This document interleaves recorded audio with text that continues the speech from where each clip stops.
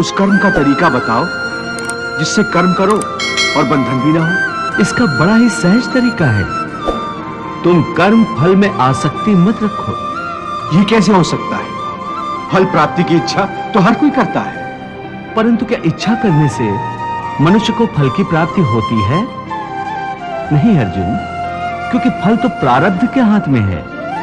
और जो भी मनुष्य फल प्राप्ति की इच्छा करता है, उसका मन फल के बारे में सोचकर अपने कर्म और कर्तव्य से विचलित हो जाता है और उसे वो फल प्राप्त नहीं होता जिसकी उसने इच्छा की थी।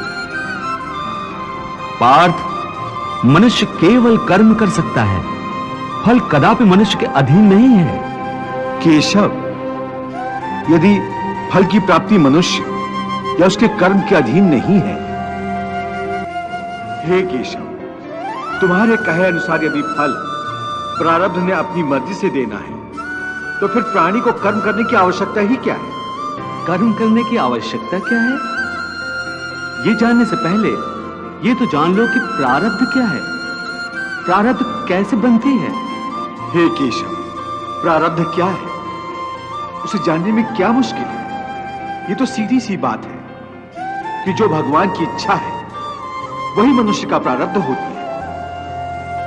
नहीं अर्जुन, नहीं, ये धारणा सत्य नहीं है। क्यों सत्य नहीं है? क्योंकि मैं किसी के प्रारब्ध नहीं बनाता, ना मैं किसी प्राणी के कर्म अथवा कर्म फल के हिसाब में दखल देता हूं। इसलिए प्राणी की प्रारब्ध बनाने में मेरा कोई हाथ नहीं होता। फिर कौन बनाता है प्राणियों का प्रारब्ध? प्राणियों के अपने कर्म। अर्थात ये कि प्राणी जैसे कर्म करेगा उसका वैसा ही फल पाएगा। अच्छे कर्म करेगा तो अच्छा फल मिलेगा और बुरे कर्म करेगा तो बुरा फल पाएगा। यही जो प्राणी के अच्छे बुरे कर्मों के अच्छे बुरे फल का हिसाब है, इसी को प्रारब्ध कहते हैं।